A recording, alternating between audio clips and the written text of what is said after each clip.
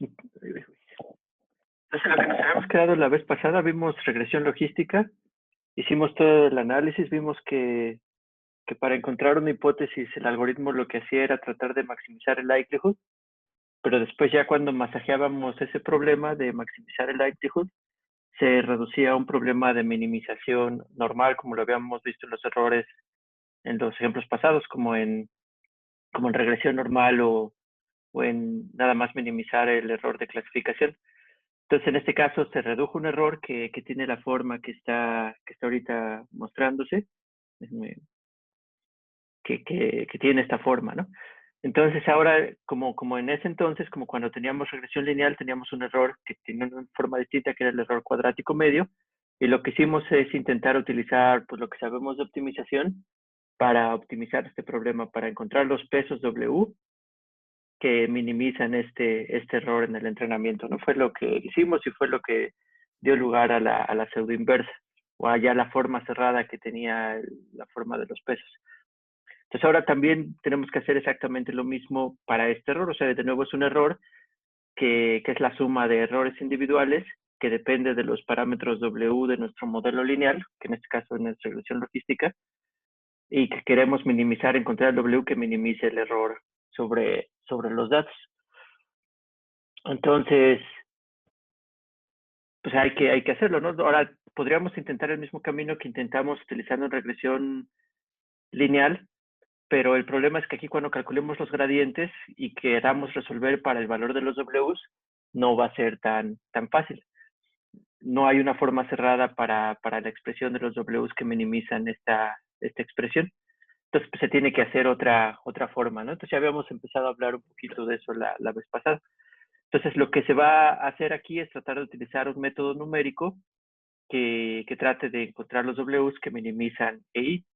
Y ese método numérico que vamos a utilizar o el que vamos a escribir se llama gradiente descendente. Entonces, vamos a ver este método numérico, que es una solución iterativa que se llama gradiente descendente. Entonces, gradiente descendente es un método iterativo. ¿Y en qué sentido decimos que es un método iterativo? O sea, vamos a empezar con un candidato a los Ws arbitrario. Normalmente, ya dependiendo del problema, podemos ver si la inicialización tiene que tener ciertas propiedades, pero en general vamos a pensar que la inicialización es aleatoria. Entonces generamos un W0, no sé dónde lo puedo poner, por aquí generamos un W0 aleatorio y ese va a ser nuestro punto inicial. Entonces el algoritmo lo que tiene que determinar es un nuevo punto W1 que se va a generar a partir de W0, tal que este W punto esté más cercano del óptimo que W0. Entonces, por eso es un método iterativo. Entonces va a generar una secuencia de Ws y con la esperanza, o digamos el objetivo, lo que tendría que hacer esto es que esta secuencia de Ws convergiera a un W estrella que representara un mínimo de la función de error. Entonces, en ese sentido es que es un método iterativo, y pues el método iterativo que tenemos que escribir ahorita es cómo se va generando esta secuencia de puntos Ws con el objetivo de minimizar EIN de W. Entonces, pero antes de mencionar eso, es importante aclarar que este W, o sea, este algoritmo que vamos a describir, nada más nos va a garantizar, en general, nada más garantiza encontrar un mínimo local. Y de hecho, ni siquiera un mínimo local, lo que garantiza es encontrar un punto donde el gradiente es cero. Entonces, que puede corresponder a un máximo o puede corresponder a un mínimo. Entonces, pues eso nada más nos va a garantizar en llegar a un punto estacionario y bueno, y lo que queremos es que pues, ese punto estacionario sea un mínimo si lo escogemos de manera apropiada. Entonces, pero bueno, también lo que creo que había mencionado la vez pasada es que en casos particulares, por ejemplo, cuando la función que queremos optimizar es convexa, entonces encontrar un mínimo local implica encontrar un mínimo global. Entonces aquí tampoco lo vamos a hacer, pero se puede demostrar que esta función que resulta de regresión logística es una función convexa. Entonces aquí, aunque es un método numérico y aunque nada más garantiza encontrar mínimos locales, en este caso pues iba a encontrar el mínimo global. Entonces, pues ya bajo esas condiciones vamos a trabajar. También es muy importante que le pongan mucha atención a esto, porque bueno, en general, regresión logística sigue siendo muy relevante, pero también este mismo algoritmo y variaciones son las que se siguen utilizando para entrenar redes neuronales. Entonces es exactamente este mismo, este algoritmo es el original que se utiliza para entrenar redes neuronales y después ya hay variaciones sobre este algoritmo pues, para tratar de converger más rápido y otras cosas, ¿no? Entonces, pues vamos ahora sí a describir este método iterativo. Entonces empezamos con un W0 y bueno, y aquí ya más o menos se menciona cuál va a ser la idea de esta cosa. La idea de esta cosa es empezar en un W0 y tratar de movernos en la dirección opuesta al gradiente. Entonces ahorita vamos a ver por qué es eso, pero dado de lo que ya saben de, digamos, de cálculo o de análisis vectorial, ¿qué propiedades tiene el gradiente? ¿O por qué es buena idea? Que lo vamos a ver ahorita, pero ¿por qué es buena idea moverse en dirección contraria al gradiente? O aquí dice al slope, o sea, a la pendiente, pero bueno, ya también sabemos de cálculo que el gradiente se puede utilizar para calcular el plano tangencial a la curva que estamos analizando, ¿no? En este caso a Ein. Por ejemplo, una dimensión, la derivada lo que representa es la pendiente de la curva, ¿no? Entonces, ¿por qué creen que es buena idea? ¿Qué mide el gradiente? Tanto en dirección como en su magnitud. Exactamente, ¿no? Mide la dirección de máxima crecimiento de la función en el punto donde se esté evaluando el gradiente. Entonces, si nosotros lo que queremos es minimizar la función, pues hace sentido que nos movamos en dirección opuesta a ese máximo crecimiento, o sea, movernos en dirección de máximo de crecimiento sería en este caso. Entonces, eso sí, pues hace que pensar que la generación del siguiente punto W1 sea pues, el punto que estábamos en W0 y luego movernos en una dirección que en este caso el gradiente descendente va a ser la dirección opuesta al gradiente y por un tamaño new, ¿no? Si es new, se llama esa letra new. Entonces hay muchas formas de hablar de gradiente descendente. Por ejemplo, gradiente descendente es parte de una familia de métodos de búsqueda por línea, se llama, donde primero seleccionas una dirección y luego te mueves en esa dirección para tratar de generar el siguiente punto. Entonces hay muchas variaciones en cómo se puede explicar y cómo es. Pero aquí en esta versión que tiene Mostafa, lo que asume es que la dirección que se va a tomar, o sea, la dirección en donde se va a mover el siguiente punto, va a ser una dirección unitaria. O sea, que la magnitud o la norma de este vector es unitaria. O sea, que la norma de B es igual a 1. Entonces, primero escogemos una dirección y después ya nos movemos en esa dirección por un escalar o por un número new, donde aquí new vamos a pedir que sea mayor que 0. O sea, ya escogemos una dirección y después nos vamos a mover en esa dirección. Entonces, pues vamos a ver en qué dirección pues, podríamos movernos, en qué dirección puede ser útil con el objetivo de encontrar un mínimo para esta función que queremos optimizar. Ya como ahorita mencionaron, pues una posible propuesta es el gradiente, pero vamos a ver ya de manera un poquito más formal por qué es el gradiente.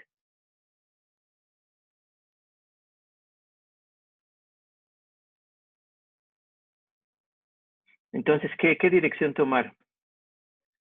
Entonces, lo que tenemos que escoger es una dirección W1 y lo que queremos en particular es que esta diferencia entre el nuevo punto y el punto anterior, ¿qué quisiéramos que esta diferencia cómo fuese? Si es que nos estamos haciendo progreso a tratar de minimizar la función, ¿qué signo debería de tener ese cambio en la dirección? Exactamente, no negativa, porque quisiéramos que EIN para el nuevo punto fuera más chiquita que EIN para el punto anterior. O sea, que quisiéramos que se fuera haciendo hacia abajo, ¿no? Que estuviéramos como queremos minimizar la función, queremos que el nuevo punto tenga un valor más pequeño de la función que el punto viejito. Entonces, quisiéramos que esto fuera negativo. Entonces, está muy bien. Entonces, para eso podemos expresar esta diferencia, y bueno, ya nombrando cómo es este punto, de esta forma. Entonces, ahora aquí así lo pone Mostafa tal vez muy rápido, pero igual aquí, como nos estamos tomando un poco más de tiempo nosotros para explicar las cosas, pues aquí, ¿qué utilizó? ¿Qué fue lo que utilizó Mostafa en esta parte para describir esta igualdad?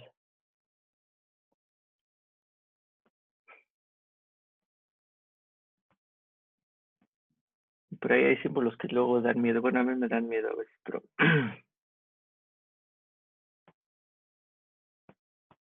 Exactamente, ¿no? Utilizó la expansión de serie de Taylor de la función de error, en este caso EIN.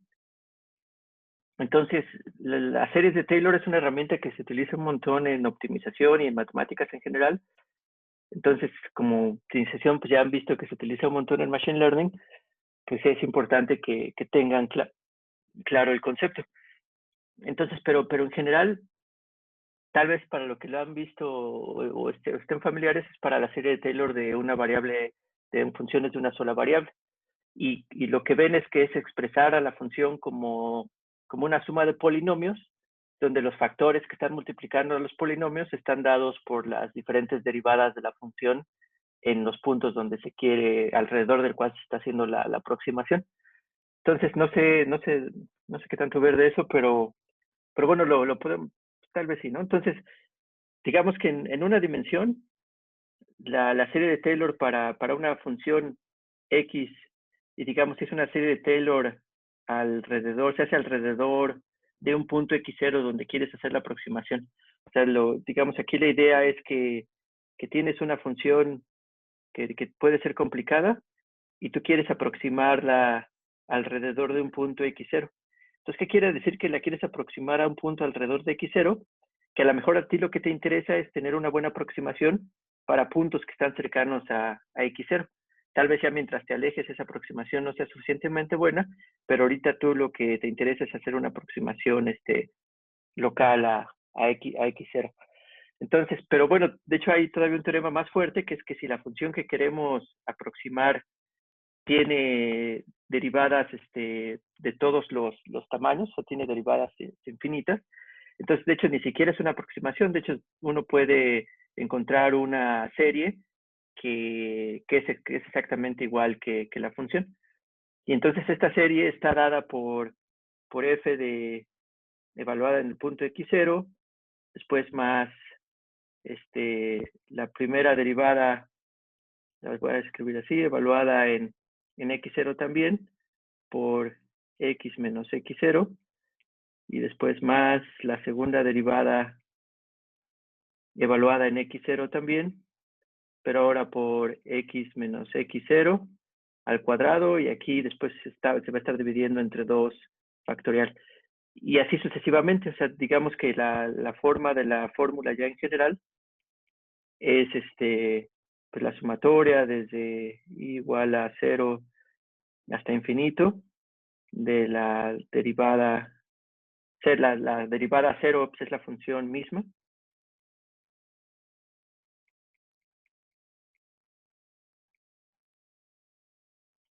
Y también donde el 0 factorial está definido como 1, ¿no?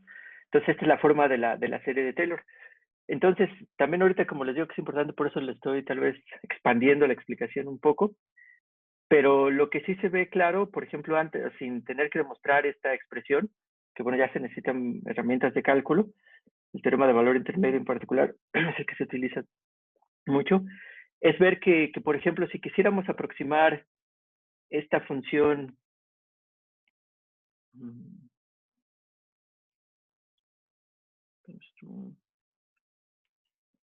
si quisiéramos aproximar esta función f con polinomios, aquí también es primero darse cuenta que esto es una suma de polinomios, porque aunque aquí aparece f en muchos casos, es f evaluada en x0, o sea, ese es es un valor, y después las derivadas evaluadas también en x0.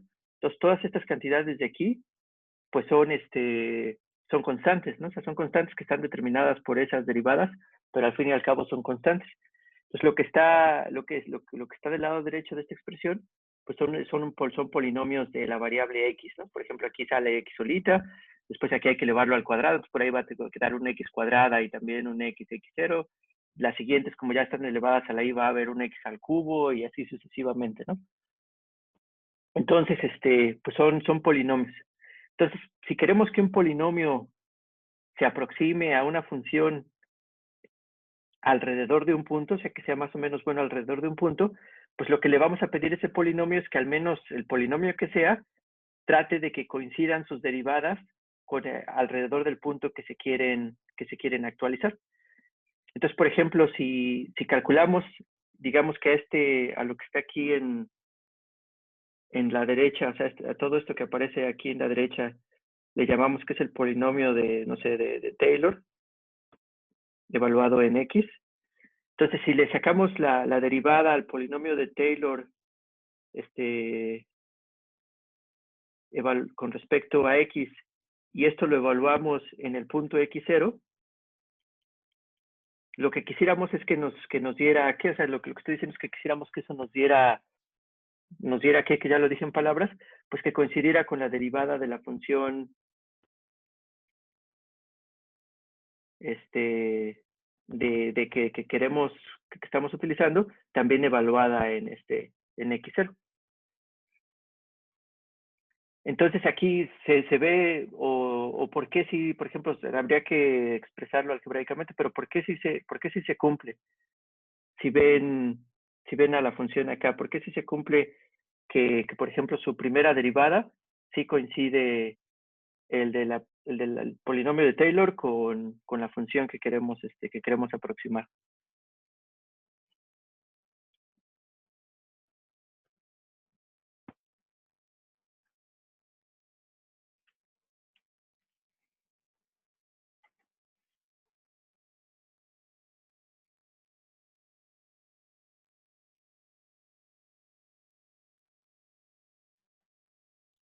Sí, no, así como dice Ángel, también como dice Luis, o sea, si calculáramos la primera derivada nada más de este polinomio, ¿qué es lo que nos queda si lo hacemos así a grandes rasgos? Esto es una constante, entonces esta se va.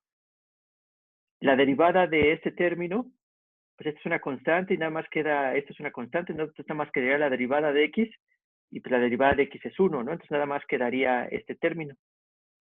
Ahora, para los demás términos, la derivada de esto por la regla de la cadena, pues sería que bajamos el 2 y quedaría con menos 1, quedaría la 1. Y todavía para potencias más grandes, todos los demás términos todavía van a tener un término de esta forma, de x menos x0, elevado a un valor k, que donde k es mayor o igual que 1. Entonces, cuando evaluemos la derivada para esos otros términos en x igual a 0, este término se va a hacer 0. Entonces, todos estos términos se van a hacer 0 y el único que va a sobrevivir es este término de aquí. Cuando tomamos otra derivada, había uno que ya tenía 1, entonces cuando con ese 1 también nada más el que va a sobrevivir es su término f de x2, pero ya con su 2 factorial abajo, y todos los demás términos también se van a hacer 0. Entonces, más o menos así es el patrón de que cuando sigamos tomando derivadas, todavía va a haber un término más que ya su k va a bajar a 1, y que entonces ya cuando tomamos la derivada pues se va a tomar el término que está, bueno, el factor que está multiplicando a este término, y todos los demás todavía van a tener un k mayor o igual que 1. Entonces, cuando evaluemos en x es igual a 0, pues todos se van a hacer 0. Entonces, pues sí tiene sentido que si queremos aproximar una función, pues tratemos de que al menos la información local alrededor del punto sea la misma que para la función que nos interesa.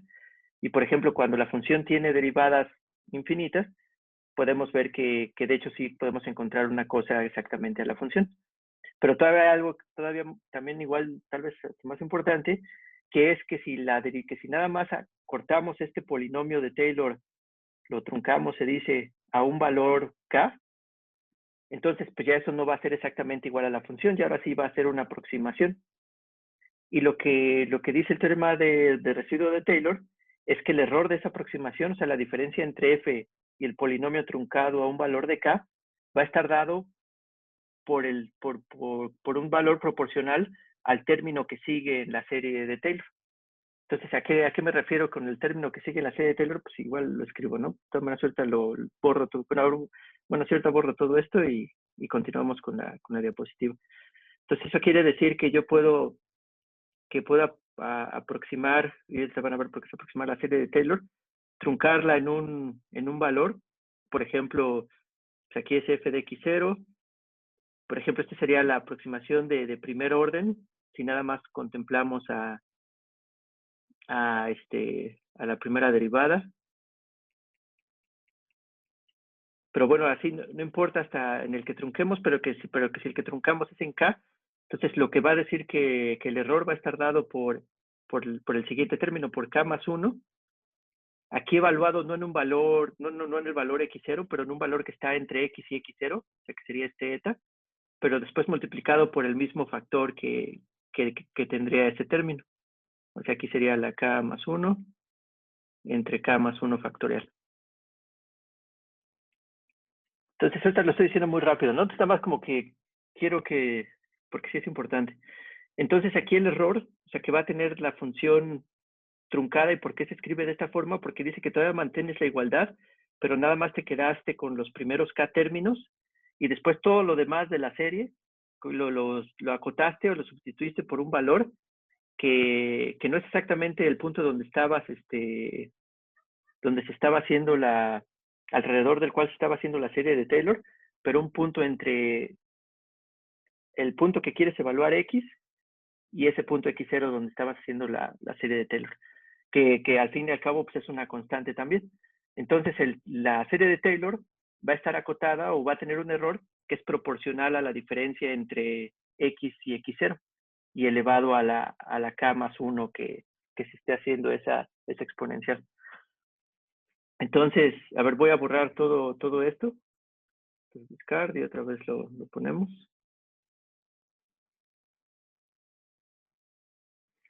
Y entonces eso es en una dimensión, o sea, es la serie de Taylor en una dimensión. Y también es bueno que igual hay más cosas que se pueden hablar de ella. Pero en múltiples dimensiones también tenemos, pues de hecho en la práctica, pues es hasta lo que necesite, pero por ejemplo aquí en Machine Learning, de hecho en la práctica, para Deep Learning, lo más que se hace son de primer orden, que de hecho es la que estamos hablando ahorita aquí en gradiente descendente. Ha habido intentos, se sigue habiendo intentos de incluir información de segundo orden, o sea, de incluir el hessiano, pero todavía está así muy en investigación, todavía no se ha visto aplicación práctica. Entonces, vamos a ver cómo sería, o sea, es muy parecido, es análogo a cómo sería una aproximación, pero ahora de una función de X, pero en muchas variables, cuando haces la serie de Taylor. Y entonces esta va a ser igual, o sea, va a ser evaluar la función de f en x0. Aquí ya piensen en estos como vectores, a los x0 y a x, como lo queremos hacer ahorita. Y entonces el análogo de la primera derivada para vectores, pues ya lo hemos mencionado, es el gradiente de la función evaluado en x0. Y eso, producto punto, igual con el vector x menos x0. Esto sería el de primer orden. Si hacemos de segundo orden, entonces también ya tendríamos que incluir 1 entre 2 factorial, que bueno, es 1 entre 2, y después sería x, ya se me acabó.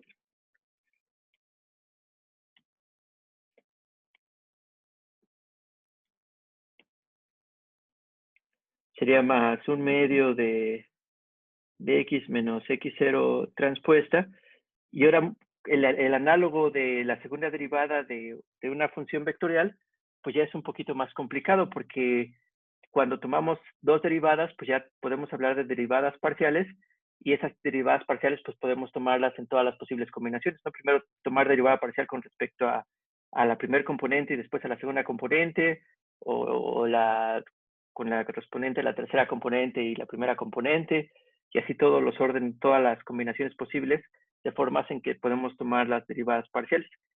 Porque como ya es una función de vectores, pues podemos tomar derivadas parciales para cada una de las componentes de ese vector. Entonces, esa matriz de derivadas parciales de segundo orden se le conoce como el hessiano, por eso te le voy a poner H, y bueno, y es evaluado en x0. Entonces x menos x0.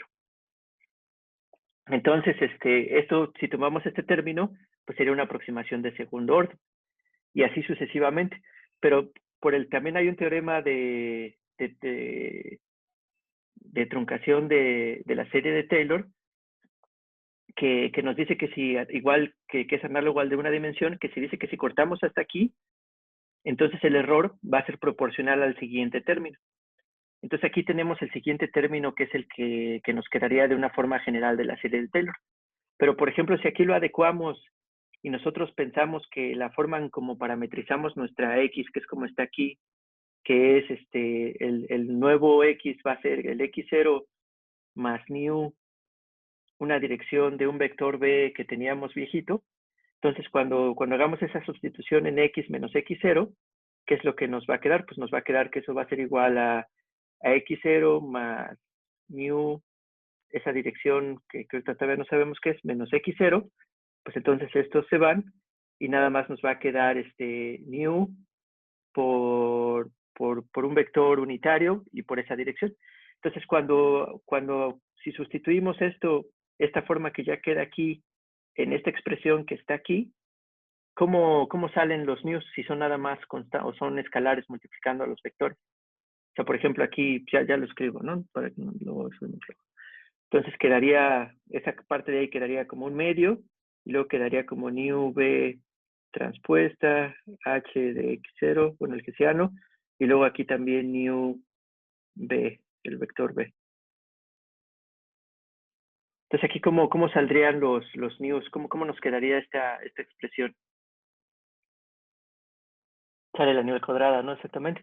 Entonces aquí va a quedar un medio de new cuadrada, y después ya por b transpuesta, el hessiano evaluado en x0, y después por b también nada más así, ¿no? Entonces, aquí lo que o sea, la cantidad que está acá, también en principio es una constante una vez que ya se definió el vector b. Una vez que ya se definió el vector b, pues esto nos va a dar un número, ¿no? Que puede ser chiquito o puede ser grandote, pero al fin y al cabo es un número. Entonces, el error en lo que va a estar dado, pues va a estar dado esencialmente por esta cantidad mu al cuadrado, donde mu al cuadrado, si es muy chiquita, pues quiere decir que x menos x0 están, o sea, que el nuevo punto que está dado por esta expresión, pues va a estar muy cercano al W0, si nu es muy chiquita. Entonces, si nu es muy chiquita, pues el nu cuadrado todavía va a ser mucho más chiquito, ¿no? Si ya es pequeñito.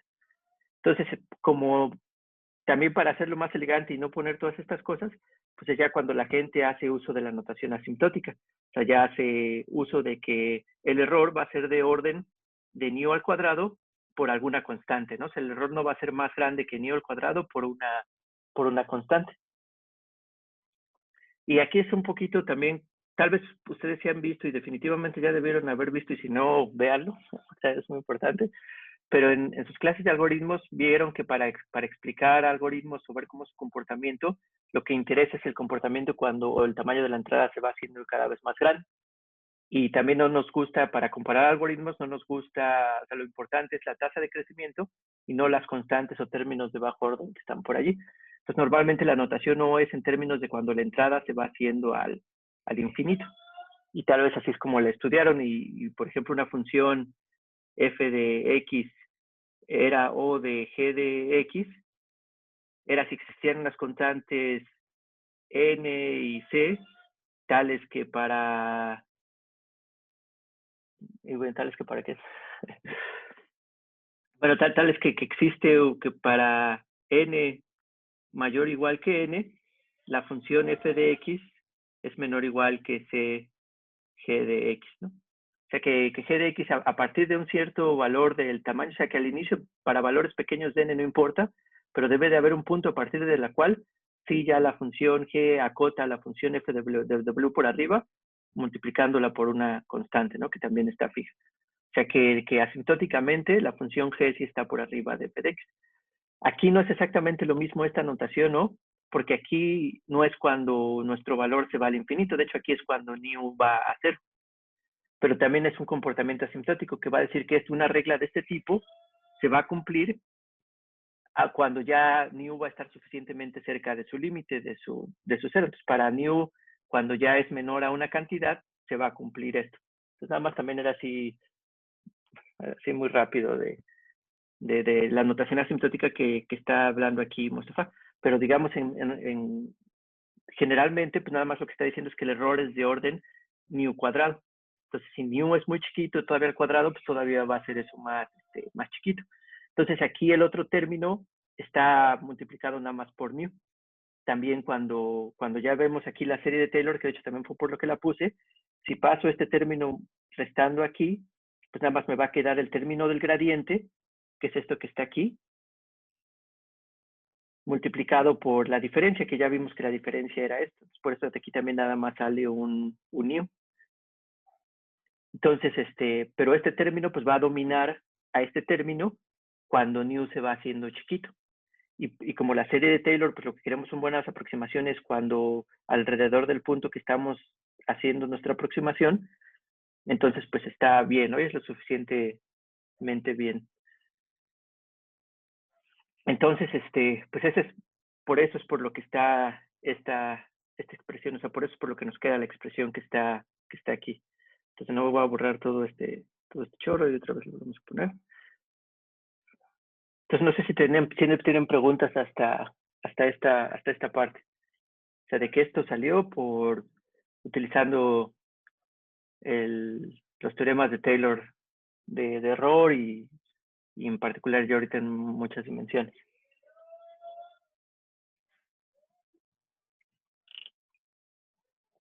Y bueno, y también la interpretación es la misma. O sea, aquí es que si tú quieres aproximar una función muy complicada, pues entonces tu aproximación tal vez más sencilla, si quieres que sea nada más un hiperplano, pues va a estar dado por el gradiente. O sea, tu mejor aproximación lineal a tu función, pues va a ser el gradiente.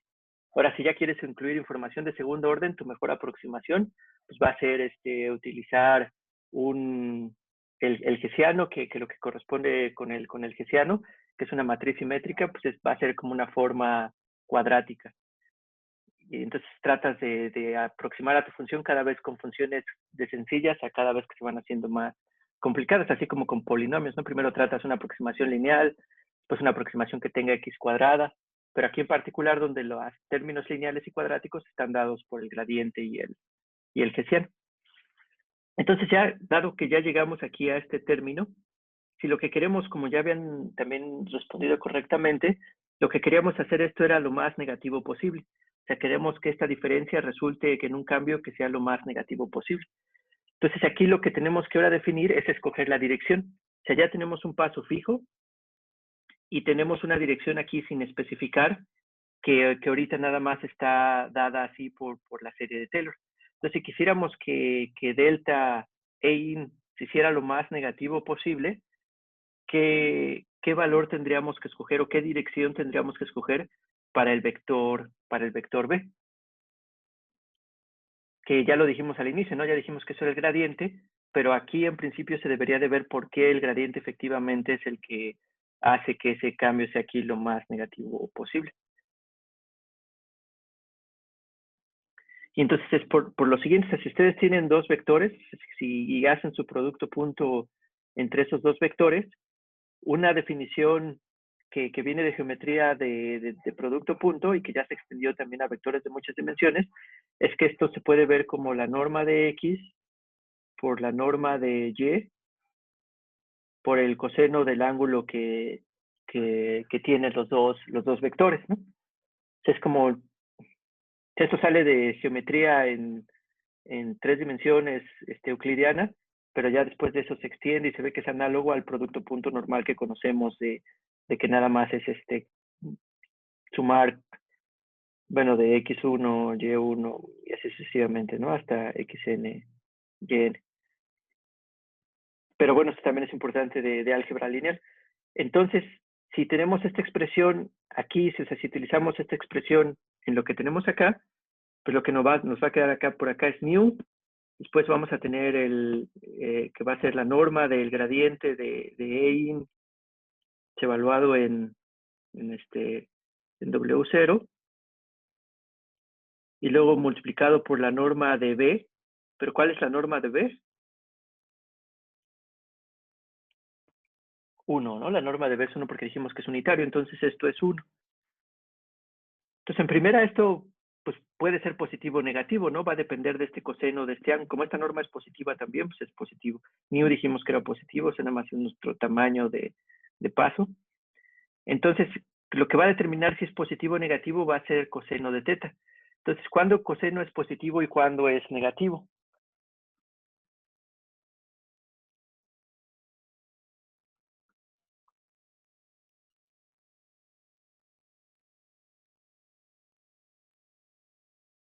Sí, si estuvieran en los vectores uno encima del otro, pues sería positivo.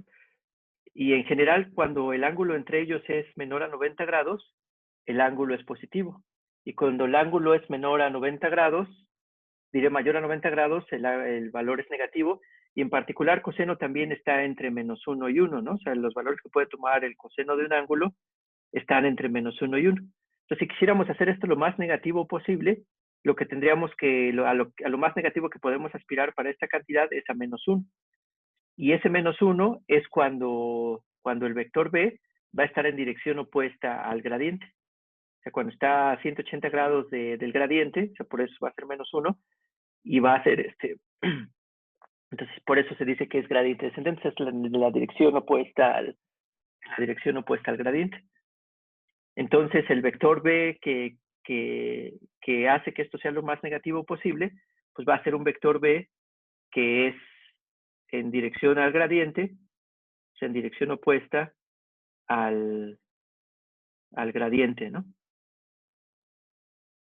De la función de error. Pero como tiene que ser unitario, entonces tenemos que dividirlo entre la norma del gradiente.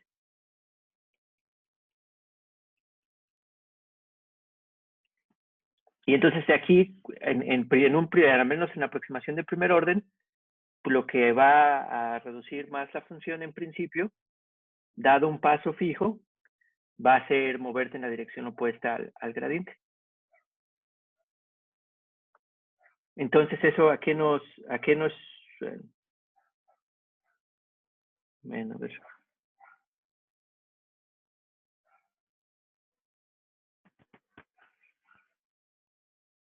Entonces, eso ya haciendo esa sustitución, pues nos lleva a que el máximo de crecimiento pues va a estar dado por esta cantidad mu de W de 0. Y bueno, donde este es el vector unitario, ¿no? ¿Preguntas hasta este momento?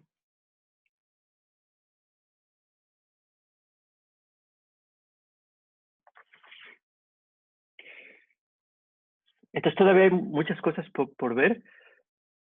Por ejemplo, ya aquí estamos garantizando que estamos haciendo progreso y esta aproximación va a ser buena, o sea, esto, digamos, es cierto, por lo que vimos ahorita de esta expresión de aquí, mientras nu sea lo suficientemente pequeño. O sea, si nu lo hacemos muy grande, o sea, si queremos, decimos, no, pues sí, entonces el decrecimiento que lo puedo hacer es movernos en la dirección del gradiente opuesta y pues va a ser proporcional el decrecimiento a la norma del gradiente. Entonces, pues nada más agarro un nu muy grandote, ¿no? Y así voy a tratar de hacer mi función, pues cada vez acercarme más rápido al mínimo. Pero ¿cuál sería el problema con esta cosa? Con hacer eso, con hacer n demasiado grande. Podría ser que nuestro error aumenta, porque esto ya no sería cierto, o sea, porque ya la aproximación, si nu es demasiado grande, ya tal vez no se cumple, o sea, porque nuestra aproximación es buena para valores cercanos a W0. Si ya nos vamos a un valor muy lejano a W0, ya tal vez nuestra aproximación de Taylor no es lo suficientemente buena y ya puedes pues, terminar en cualquier cosa, ¿no? Ya puedes pasarte o no pasarte. Por ejemplo, en el caso de que sí, en este caso que tenemos que la función es convexa, sí podríamos pasarnos, o sea, darnos un paso que ya nos lleve a otra región del mínimo, hasta inclusive, esto todavía estaría bien, todavía estamos garantizando que estamos haciendo progreso, de que estamos haciendo una función más pequeña, pero hasta inclusive nos podríamos ir todavía más hacia arriba. Entonces, pues tenemos que tener cuidado.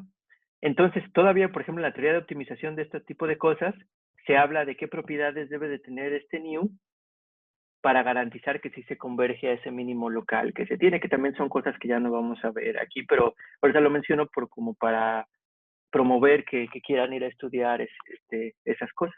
Entonces se piden propiedades para este new para garantizar esa convergencia. Y también se puede analizar que aún este gradiente descendiente, pareciendo que sí nos estamos moviendo en la dirección que mejor minimiza la función, también puede haber condiciones, dado cómo se escoge este new, que hasta aunque se escoja de manera lo mejor posible, puede generar caminos o convergencias muy lentas del algoritmo, y que es a lo que lleva a todas las variaciones que han surgido en Machine Learning, en aprendizaje profundo, para tratar de agilizar el entrenamiento de las redes profundas. Entonces, por ejemplo, si se utiliza un paso fijo, que siempre es fijo, de hecho no garantiza convergencia y puede haber problemas. Por ejemplo, si para asegurar que siempre estamos minimizando y que nuestra aproximación es buena, tratamos de escoger un n muy pequeño, pues a lo mejor sí vamos a converger, pero como se muestra en este esquema de juguete porque es de una sola dimensión, pues nos podemos tardar un montón en converger, ¿no? Porque sí estamos haciendo progreso, pero cada paso estamos haciendo progreso muy chiquito, ¿no? Si new es demasiado chiquito, o sea, tiene la ventaja de que la aproximación se hace mejor, pero tiene la desventaja de que el camino que estamos haciendo para minimizar la función, pues también es muy lento.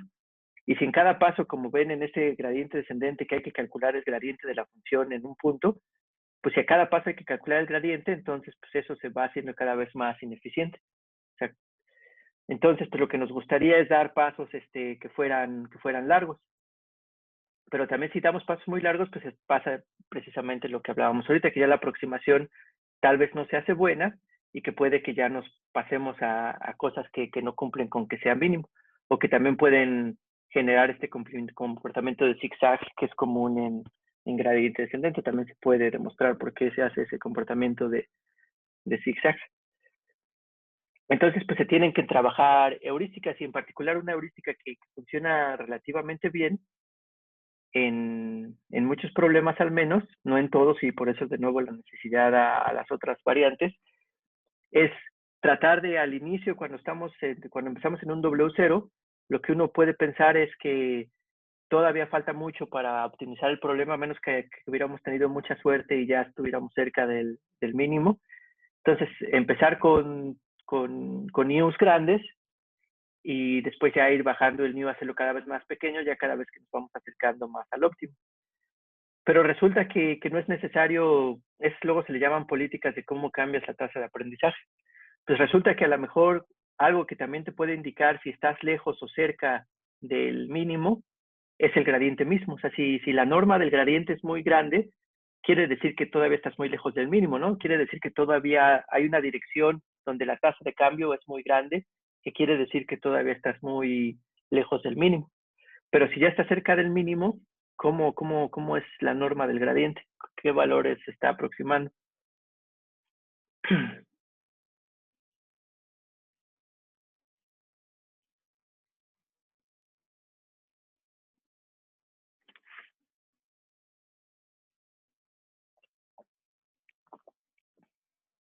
Son menores, ¿no? De hecho, en el gradiente, en el mínimo, el gradiente debería de ser cero. Entonces el gradiente se va haciendo cada vez más pequeño, y aquí igual se ve en una dimensión, pues como la pendiente cada vez se va haciendo hasta que llega a cero, ¿no? Que es una de las propiedades de los mínimos también, que, que, que un mínimo, su gradiente de un mínimo tiene que ser siempre cero, ¿no? Es una de las condiciones de primer orden de mínimos locales. Entonces, pues pues entonces podríamos intentar utilizar esta heurística. Y entonces, ¿qué sería esta heurística? Que decir que el new sea proporcional a un nuevo new, no sé, le pongo gorrito, que se haya ahora sí fijo, y que sea proporcional a la norma del gradiente. En este caso era en W0, ¿no? O en el W que se esté evaluando. Entonces, el new va a ser variable y va a ser proporcional al gradiente. O sea, es como que una heurística y que de hecho se demuestra que sí puede converger. Entonces, ya nuestro cambio en W, pues lo que habíamos quedado era que era new por B, pero ahora que nuestro B es que nuestro new dijimos que era proporcional al gradiente, Entonces ya este gradiente con ese otro proporcional ya se va a ir y ya nada más vamos a tener un nu ahora sí fijo, que bueno, ya también nuevos algoritmos empieza a variar y, y pues ya, ¿no? Entonces nuestro nuevo peso W pues va a estar dado, ya está aquí esta expresión compacta, pero para que no se olvide, o sea, el nuevo W1 va a ser W0 más y de hecho aquí tal vez hay un error, o sea, es W0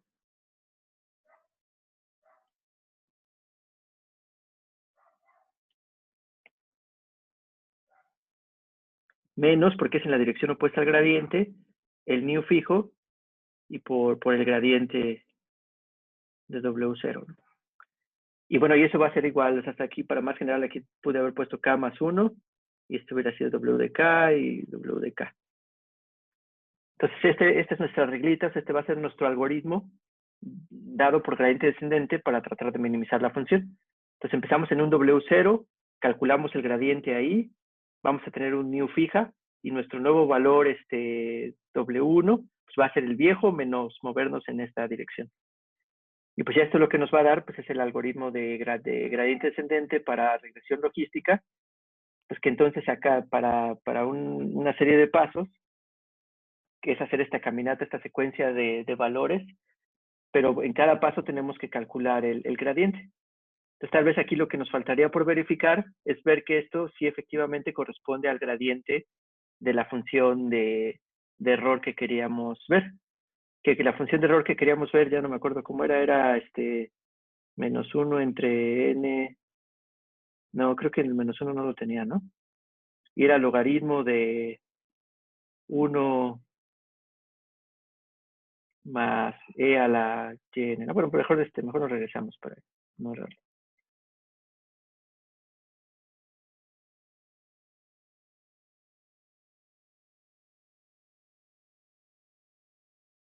Sí, ¿no? Entonces era sin el menos y es logaritmo de 1. Fue ya el error, el error de entropía cruzada.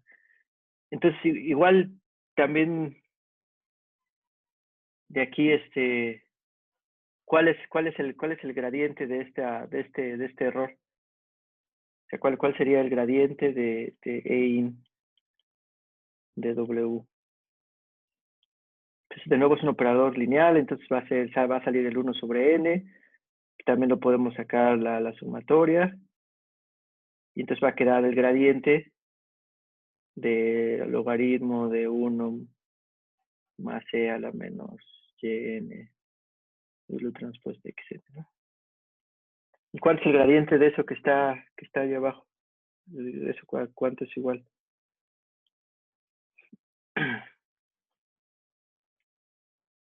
Que ver aquí para la clase tal vez que sigue o dos que siguen, tal vez yo creo que la que sigue, vamos a ver ya redes neuronales y el algoritmo, así como en que va a ser análogo al estudio que hicimos, por ejemplo, ahorita de regresión logística, y vamos a llegar a un punto en el que vamos a tener que minimizar el error, y ahí para minimizar el error va a ser con gradiente descendente exactamente como aquí, pero para cuando hacemos en este paso de calcular el gradiente, para una red neuronal no va a ser tan sencillo como en este caso. Para una red neuronal vamos a tener que utilizar el algoritmo de backpropagation. Entonces el algoritmo de backpropagation también no está tan complicado, pero sí requiere que sepan de la regla de la cadena. Entonces también de tarea traten de estudiar la regla de la cadena en múltiples variables. Y para tratar de entenderle en este caso. Pero bueno, aquí en particular, por regla de la cadena, esto cuánto quedaría. Bueno, ya Gerardo se aventó la solución. Entonces, sí, definitivamente la derivada de logaritmos, si esto lo vemos así como una sola variable, o sea, como por regla de la cadena, pues va a ser 1 entre eso de acá, ¿no? Entonces, por eso sí sale ahí una parte que divide el primer término que tiene Gerardo. O sea, que sería 1 más e a la menos yn W transpuesta xn. Y luego ya la derivada del gradiente de 1 más e a la... Bueno, el gradiente de 1 pues sería 0. ¿Y cuál sería el gradiente de e a la menos yn W transpuesta XN. Pues también, igual, por regla de la cadena también, pues va a ser aquí abajo, perdón, 1 más C a la menos CDN W transpuesta XN. Y pues aquí pues va a ser de nuevo por regla de la cadena, pues también va a aparecer el término E a la menos N W transpuesta XN. Y por el gradiente ahora del término que tenemos arriba. Pero también por lo que habíamos visto también hace poquito es que el gradiente de un producto punto, pues nada más era como si verlo como si fuera de una dimensión y nada más nos quedaba el término que estaba multiplicando ese punto que estamos calculando el gradiente, ¿no? Entonces aquí nos va a quedar menos y de n xn.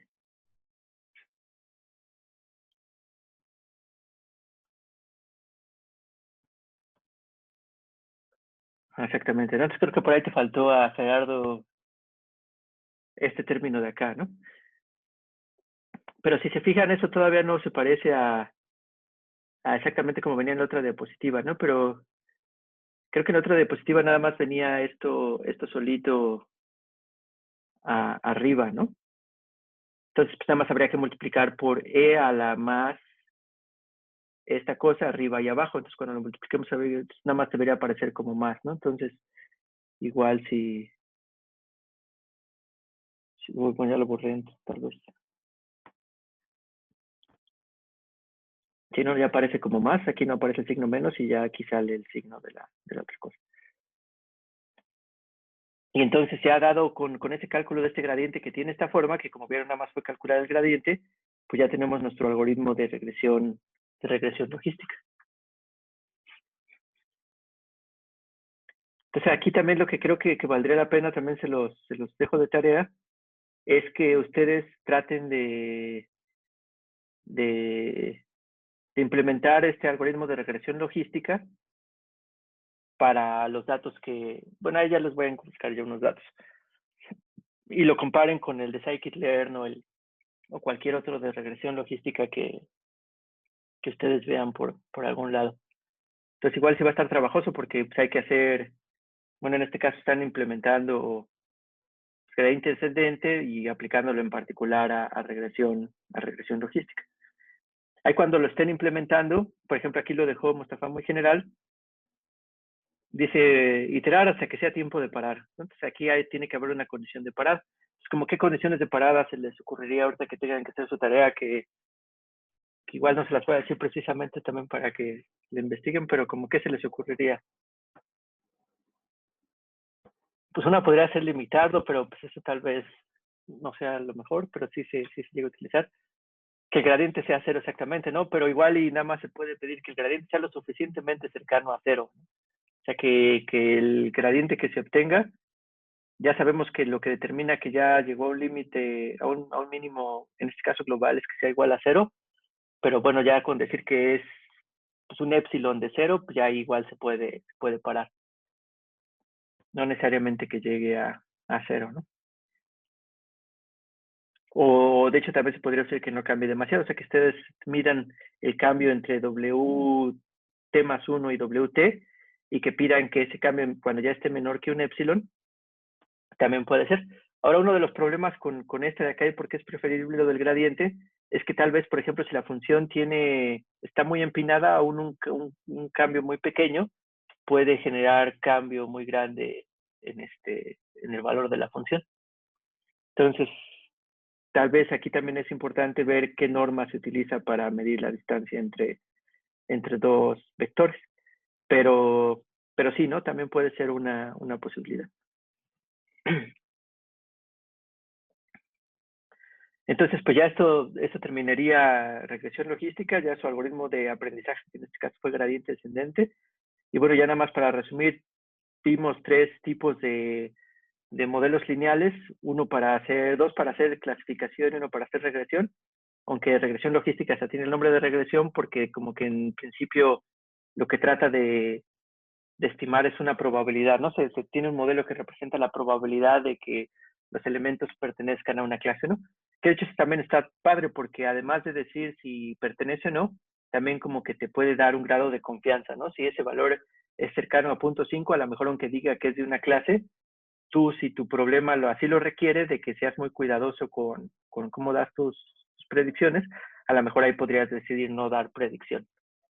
Entonces, nada más cuando tus probabilidades que da el modelo sí son lo suficientemente grandes, podrías escoger, ¿no? Entonces, sí tiene muchas ventajas de utilizar regresión logística.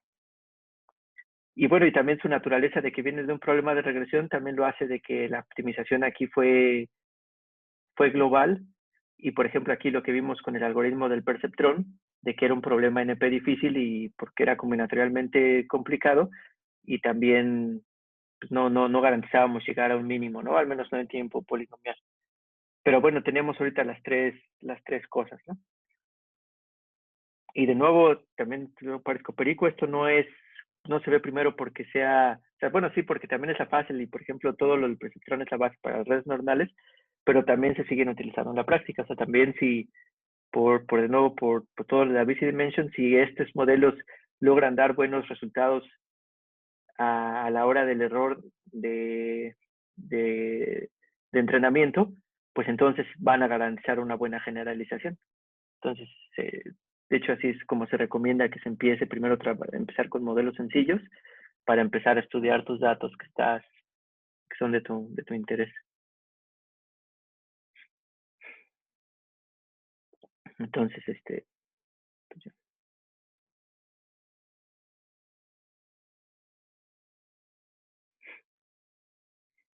preguntas que, sí tengo, sí. Hola, tengo una duda, yo creo que es un poco conceptual. Sí, sí, claro. Eh, Vimos que en los modelos de regresión lineal utilizamos como medida del error o de que también estábamos generalizando con la varianza. Ujú. Eh, y ahorita que estamos hablando de la regresión logística, que trabaja con probabilidades, ¿por qué no usamos la varianza como medida de error si intuitivamente la varianza está más relacionada con probabilidades? ¿Por qué utilizamos esta medida de error? Como que ahí tengo ciertas dudas. Sí, a ver si sirve lo que, porque creo que no está la razón. A ver, creo que hay que hacer uno nuevo.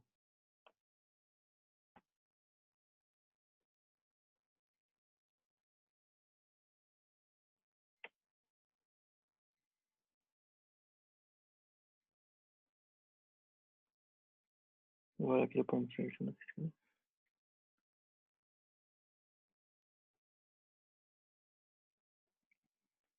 Sí, o sea, cuando estábamos hablando de bias variance, ahí lo que resultaba era de que queríamos ver la varianza de que tenía nuestra función que se obtenía dado que entrenábamos con un conjunto finito de datos. O sea, digamos que, o sea, la expresión de la varianza en este caso era de cuando teníamos un valor esperado con respecto a X y X estaba dado pues, con una probabilidad, con una distribución de probabilidad de los datos, que de hecho creo que le estábamos llamando, pues así nada más, que estamos abreviando así como X grandota. Pero aquí adentro también teníamos aquí era una varianza, pero con respecto al dataset que estaba distribuido como X a la N, si es que teníamos N puntos. Y entonces esta era la varianza de la función que se quería, o la función que resultaba, ¿no? Digamos que ya, como le habíamos estado llamando ahí, era la función H que resultaba del algoritmo de entrenamiento de utilizar pues, cualquier algoritmo de entrenamiento sobre este dataset que teníamos. Entonces, lo que vimos es que esta H, como si eran poquitos datos, pues podía tener mucha varianza, se podría variar mucho con respecto a lo que mejor podía hacer la familia de hipótesis con respecto a estos datos.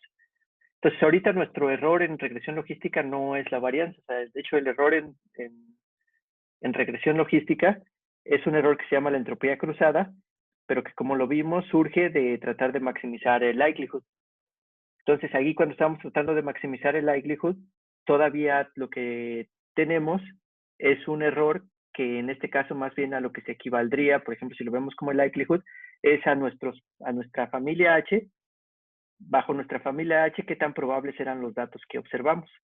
Pero aquí es exactamente el mismo análisis. Si vienen diferentes datos, nos pueden salir diferentes familias de hipótesis porque para diferentes datos, la función que maximice el likelihood puede ser distinta dentro de nuestra familia de hipótesis. Entonces, es lo mismo. O sea, si hay mucha varianza, quiere decir que la diferencia de familias o de la hipótesis que surge del algoritmo de aprendizaje pueden ser muy distintas entre ellos si es que hay mucha varianza. Porque si los datos son distintos, pues entonces puede haber muchas diferentes H's dentro de nuestra familia de hipótesis que son las que maximizan el likelihood. O puede haber un montón de H's que todas ellas maximizan el likelihood para este dato. Entonces hay que escoger uno entre ellas y también por eso genera mucha varianza. Entonces aquí, aunque ya estamos incluyendo conceptos de probabilidad, son conceptos de probabilidad distintos, o bueno, digamos que en otro contexto, o sea, aquí es en el contexto, en el de bias variance, es en el contexto de probabilidad con respecto al dataset que se genera y a la función H que se genera a partir de ese dataset. Ahora, en este caso de regresión logística, utilizamos probabilidad, pero para escoger a la función adecuada dentro de nuestra familia de funciones, dado que lo que queríamos hacer era maximizar la probabilidad de que estos datos observados se vieran bajo la H que nosotros escogiéramos. Entonces son digamos que dos entornos donde se utiliza probabilidad, pero desde diferentes perspectivas. Y por ejemplo, si ya lo vemos el error como la entropía cruzada nada más, o sea, nada más vemos como el error que hace nuestra función, como esto del logaritmo, de que se ve así medio raro, pero bueno, también tiene...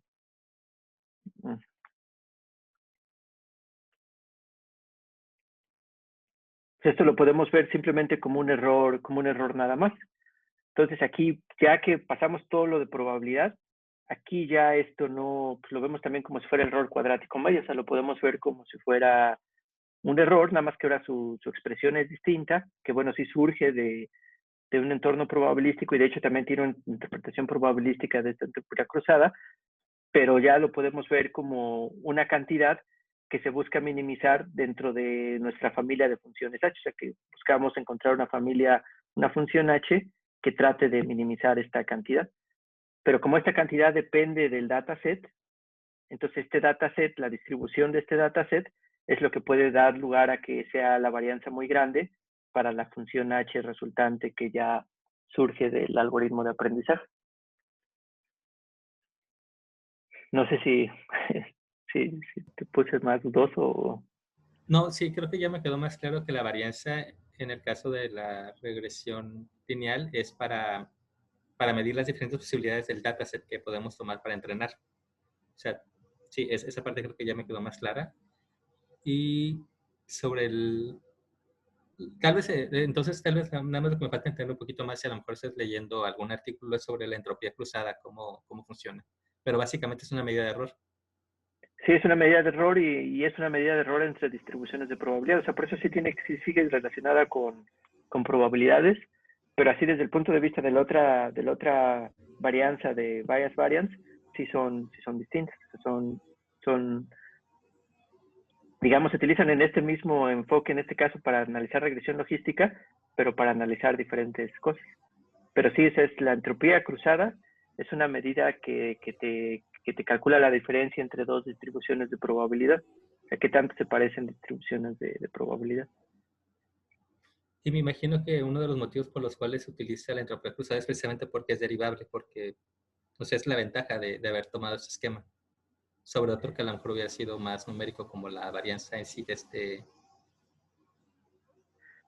Pues sí, esa es una ventaja, pero aquí en particular resulta de nuevo de esto de maximizar el likelihood, pero aparte también dentro del contexto, como lo que nosotros queremos producir es una probabilidad, entonces queremos que comparar nuestro modelo probabilístico, o sea, cuando nosotros damos una probabilidad, lo que estamos dando es una distribución para una variable aleatoria. En este caso, como la variable aleatoria es muy sencilla, nada más es binaria, como lo que estamos viendo en este caso, entonces a una variable aleatoria binaria, nada más su distribución, nada más la describes por un solo valor, o sea, por la probabilidad P. Pero bueno, como es una distribución de probabilidad, también tiene que tener aquí 1 menos p. Entonces, si tú tienes una distribución real, que tú supieras cuál es la distribución correcta, o sea, que fuera q y 1 menos q, entonces tú tendrías que medir tu error de ver cómo se compara tu distribución que tú estás proponiendo con respecto a la distribución que es la verdadera. Entonces necesito una forma de ver qué tan distintas son estas distribuciones. Entonces la entropía cruzada, como te decía, es una forma de dar eso. Entonces aquí se utiliza entropía cruzada principalmente por su, digamos, porque representa bien el error que queremos hacer, que es qué tan buenos fue nuestra probabilidad que estamos sacando, porque eso es en nuestro contexto del problema, nuestro modelo lo que está produciendo son probabilidades. Entonces, en ese sentido, es por lo que se utiliza. Aparte, tiene la ventaja de que también es derivable.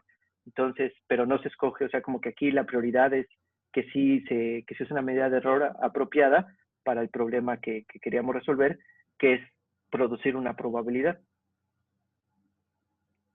Okay. Muchas gracias, Doc. Sí. Entonces, no sé si tengan otra duda, otras dudas.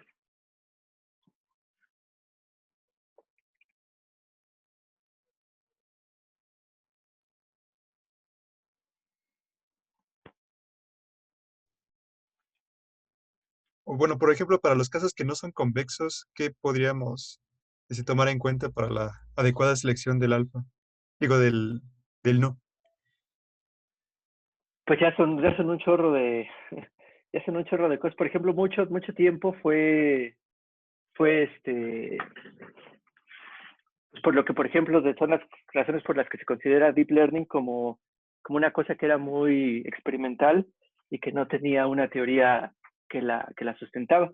Porque como ya las funciones que salen en deep learning o en redes neuronales en general, cuando lo veamos, pues son no convexas. Entonces, pues ya ahí se pueden, o sea, es complicado porque digamos que la función que ya queda, pues depende de los datos, o sea, depende de los datos de entrada y también depende de la familia de funciones con la que los quieres aproximar.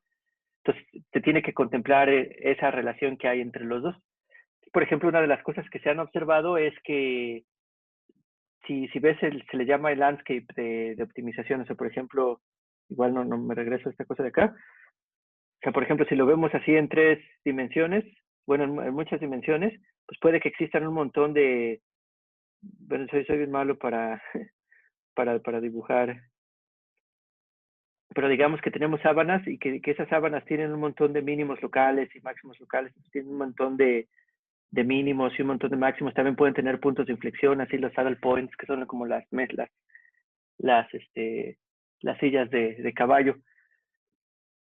Es, por ejemplo, algo que se ha visto que aunque no es convexo, por ejemplo, algoritmos como gradiente descendente estocástico, que es lo siguiente que vamos a ver, hasta qué bueno que lo mencionas, son muy buenos para escapar, aunque llegues a aunque en el saddle point, por ejemplo, llegas a un gradiente que es 0, que son buenos para escapar de esos saddle points. Entonces, aunque nuestro landscape de nuestra función que queremos optimizar sea,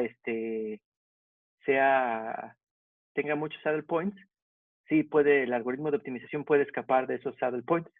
Pero ahora si tiene muchos mínimos locales, entonces ahora aquí sí ya no podemos escapar, o sea, ya no es tan fácil escapar de ese mínimo local. Entonces, por ejemplo, lo que la gente utilizaba en la práctica, cuando todavía no se sabía mucho de la teoría, es simplemente tratar de utilizar diferentes condiciones iniciales, tratar de que no fueran, o sea, que estuvieran bien distribuidas, por ejemplo, en el espacio. Entonces, podrían utilizar diferentes condiciones iniciales y también lo otra cosa que se puede, que también es investigación reciente que se está tratando de hacer, es tratar de manipular este landscape para que, como que, para tratar de hacerlo convexo de alguna forma.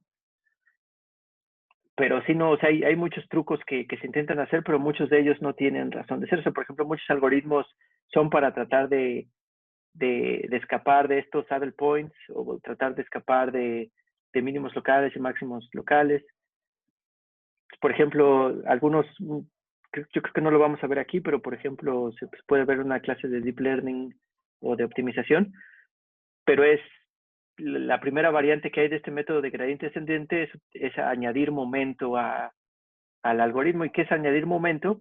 Es que cuando estás cogiendo una nueva dirección, escoges tu nueva dirección igual con respecto al gradiente actual como lo vimos ahorita, pero le sigues sumando la dirección que escogiste en el tiempo pasado, ponderándola con un factor beta y digamos esta con un factor alfa.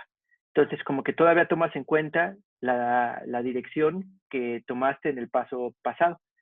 Entonces, con eso lo que quiere decir es que, por ejemplo, si tu región estaba plana, aquí, si estás moviéndote con respecto al gradiente, pues estarías moviéndote pasito, pasito, pasito, pasito, pasito, pasito. Pero si añades momento, entonces esos pasitos se empiezan a sumar y entonces a lo mejor aquí puede escapar rápidamente de una región que más o menos produzca algo que no es muy, muy convexo. Y así son varias cosas, pero sí serían, o sea, al menos esas son dos, tratar diferentes semillas y bueno, y empezar a ver otros algoritmos que traten de ver esas cosas. También de nuevo tratar de incluir información de segundo orden, que nos diga, por ejemplo, aquí algo de segundo orden nos diría que algo está plano y pues ya sería mucho más fácil salirse de esa cosa. Pero sí, pero de hecho, dado que hasta también parece que te contraté de palero, pero por alguna razón, como que no sé si se cayó el servidor de donde tengo mis cosas. Pero bueno, de todas maneras no quedan muchos minutos, pero bueno, en esos minutos que quedan, como creo que siento que ya me tardé mucho con esto, sí voy a tratar de aprovecharlos. Entonces, ya iba a pasar al siguiente set de diapositivas pues de que tiene Mustafa y bueno, ya las siguientes diapositivas, el título es redes neuronales. Entonces ya vamos a ver redes neuronales, pero antes de ver redes neuronales, el primer punto que ven ese set de diapositivas y que ya que estamos con todo esto y que está a ver igual bien si termina, vamos a ver una cosa que se llama gradiente descendente, pero estocástico.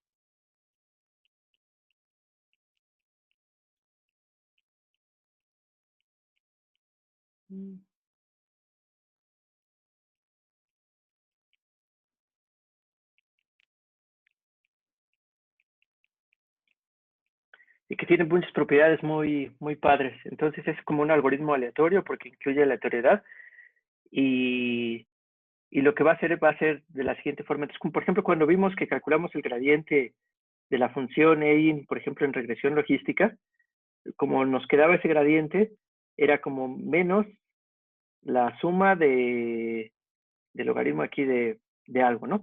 Pero esta nos quedaba como que la sumatoria de igual a 1 hasta n, donde este n era el número de datos, ¿no? Era el número de datos que teníamos.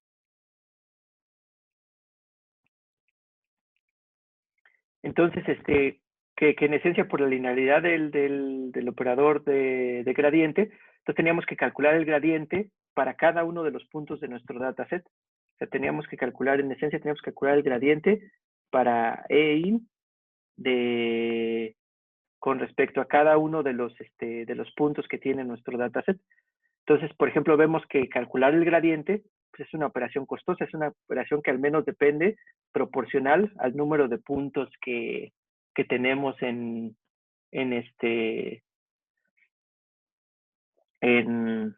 nuestro dataset. Entonces, cada paso de gradiente descendente tenemos que hacer el cálculo de gradientes que es proporcional a n, que es el número de puntos. Entonces, eso pues, es muy costoso.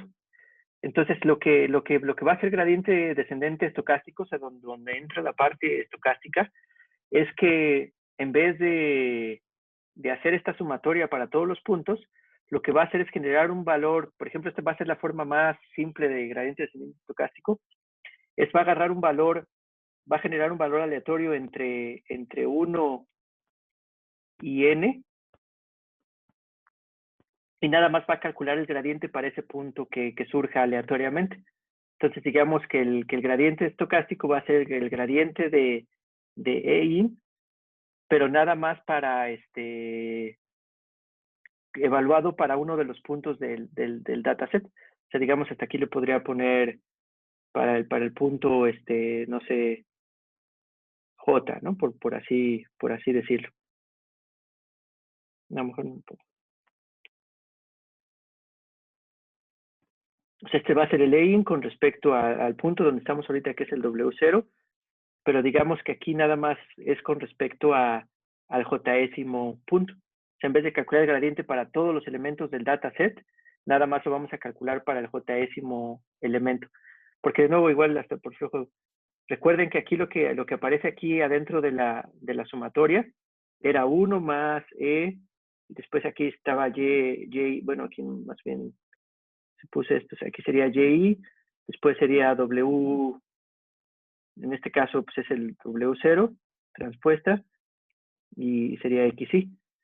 Entonces se tiene que calcular el gradiente con respecto a cada uno de estos puntos, o sea, con respecto a X, Y, Y. Entonces el gradiente con respecto a W0, pues va a ser la suma de n términos, donde cada término está dado por el gradiente de este valor para el Y y el XY en particular. Pero entonces aquí en gradiente descendente, si nada más escojo uno de esos puntos al azar, y eso lo tomo como mi dirección hacia la que me voy a mover, pues en primera ya no va a ser necesariamente la dirección del gradiente, ¿no? Porque aquí el gradiente, la dirección del gradiente, pues sí es hacer toda esta suma. Ahora va a ser una dirección que tiene nada más un elemento al azar de ese gradiente, pero que, por ejemplo, ya va a ser muy eficiente de calcular porque ya no se tiene que hacer n veces en cada paso. Ya nada más tengo que hacer un gradiente, calcularlo en cada paso, o sea, un gradiente para cada punto. Pero ahora lo importante de esto es en qué sentido sí es bueno, o sea, en qué sentido esto no es tan malo, o sea, porque si nada más es un punto y no es el gradiente exacto, se escoge al azar, pero ¿cómo podrían ver que esto es que esto podría ser lo suficientemente bueno? Y digamos, como en cualquier cosa de aleatoriedad, cuando estamos tratando, aquí se podría ver que estamos tratando de estimar el gradiente verdadero, pero de manera probabilística, nada más tomando un punto al azar y calculando el gradiente nada más en ese punto, y es utilizarlo como nuestra propuesta del gradiente. Que lo siguiente va a ser proporcional por grupos, pero así ahorita nada más estoy con un solo punto. Entonces, al menos lo que yo quisiera es que si esta estimación que estoy haciendo de mi gradiente al azar, lo que quisiera es que si yo tomara su valor esperado, aquí con respecto al J, o sea, con respecto a la aleatoriedad, quisiera que al menos ese valor esperado sí correspondiera con el gradiente de EI para todo, pues, como si lo hubiera hecho bien para todos mis puntos en el dataset. Entonces, que esta forma tan sencilla de escoger ese gradiente sí cumple con esa propiedad de que su valor esperado es con respecto a esto, y la respuesta es que sí. Porque, por ejemplo, aquí, ¿cómo sería este valor esperado? Como mi aleatoriedad es escoger uno de estos uniformemente al azar, escoger un valor entre 1 a n al azar. Entonces, ¿cuál es la densidad de probabilidad ahí en ese caso?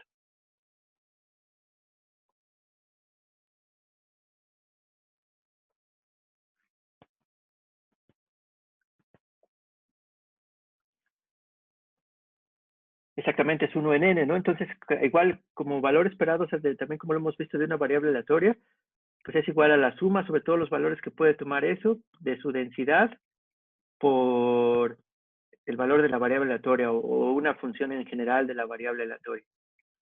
Y entonces en este caso, pues igual va a ser, nada más son n valores, es los valores desde igual a 1 hasta n, por la densidad, que aquí como es la densidad uniforme, así como puso Luis, pues va a ser 1 sobre n. ¿Y cuál es la función que vamos a evaluar cuando resulte cada uno de esos valores? Pues de hecho es precisamente el punto en el que estamos haciendo la evaluación del y de 1 W0 transpuesta de XY. Y bueno, con su negativo, que igual ya lo pongo para acá. Entonces, esta forma de seleccionar al azar, pues resulta que en valor esperado es igual que nuestro gradiente normal. Entonces, no nos estábamos moviendo en dirección del gradiente en cada paso, pero nos estamos moviendo en una dirección que es aleatoria, pero que en valor esperado se está moviendo en la dirección del gradiente.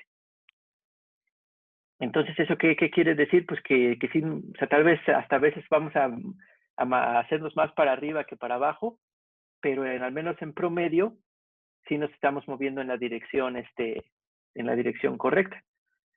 Y como mencionaban ahorita, como mencionaba también este Ángel, de hecho ya la generalización es que decir, bueno, si sabemos que cuando estamos haciendo estimados de estadística, y también ahorita todo lo que vimos con Hodgkin y lo de la busy dimension, es que si tomamos más muestras, pues mejor. Tenemos una mejor, o sea, nuestro estimado se vuelve mejor a la realidad o a lo que queremos estimar. O sea, la variable aleatoria se vuelve cercana a su valor esperado, que es lo que dice Hodgkin. Entonces, pues lo que hacen ahora, que luego es un poco confuso porque, por ejemplo, Mostafa le llama a todo AIM batch learning, pero bueno, un batch más chiquito es, en vez de tomar nada más un elemento, lo que se pueden tomar son K elementos. Y entonces sacar un gradiente que son donde se toman K elementos al azar con la misma distribución y bueno, nada más el gradiente que se toma pues va a ser un promedio ponderado, pero nada más de esos K, de los K puntos que se tomaron al azar de uno sobre él. Este nuevo estimador también tiene la misma, como todos tienen el mismo valor esperado y está dividido entre K, pues también va a ser igual al gradiente de A.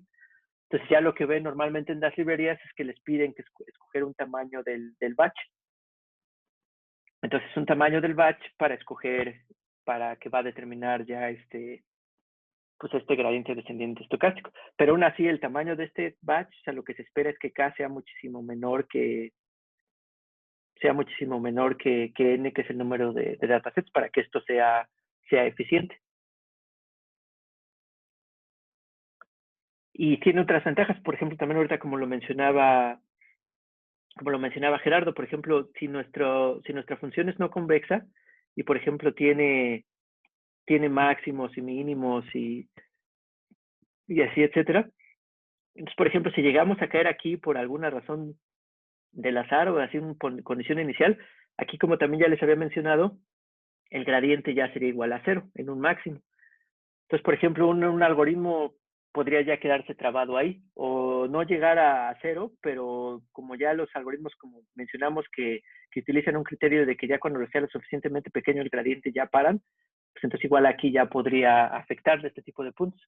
Pero en gradiente descendente, como en realidad no tenemos la dirección del gradiente como tal, sino una variable aleatoria que en valor esperado es esta del gradiente, pues a lo mejor aquí la línea del gradiente que obtiene es un poquito inclinadita en alguna de las dos direcciones. Entonces, sí le va a permitir escapar de estos máximos locales, por ejemplo. Porque ya en el momento que escape, ya automáticamente ya el gradiente ya toma una forma un poquito más clara de dirección hacia dónde moverte, en este caso hacia el mínimo local que se quisiese. Entonces, aparte, el gradiente descendente estocástico también tiene esta ventaja de que es muy eficiente. O sea, ya no hay que, cada paso del gradiente no es proporcional a n, sino ya es proporcional a una k que luego es muy pequeña. O sea, luego uno puede decir son 20 nuestro tamaño del batch, que también ya hay criterios basados en estadística que podemos utilizar para determinarlo. Pero tiene otros tipos de ventajas que son como igual cuando la región es más o menos plana, también aquí igual el gradiente, como no es exactamente igual a 0, puede tratar de ayudar a escapar de esa región, plana. Por ejemplo, en un saddle, ¿no? Cuando estás en un saddle, puede ayudarte a escapar de ese saddle. Entonces, no sé si tengan preguntas con respecto a gradiente descendiente estocástico. Tanto de la definición del algoritmo, nada más. Entonces, por ejemplo, si pusiéramos el algoritmo como lo tenía Mostafa, en vez de hacer esta sumatoria, pues nada más aquí hay un paso anterior que dice seleccionar un número aleatorio entre 1 y n, y el valor del gradiente nada más va a corresponder a ese punto que se escogió al azar y no haya toda la suma. O si se hace esta versión de k, pues entonces se tendría aquí por aquí un for, donde se seleccionan los k elementos al azar entre 1 y n, y ya nada más se suman los elementos que les corresponderían a ese for. Entonces, no sé si tengan preguntas con respecto a esto.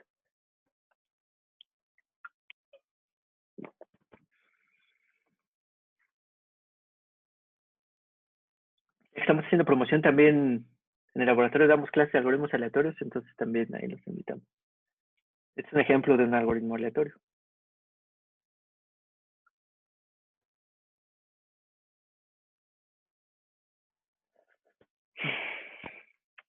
Bueno, pues entonces, pues muchas gracias. Y de nuevo acuérdense que traten de estudiar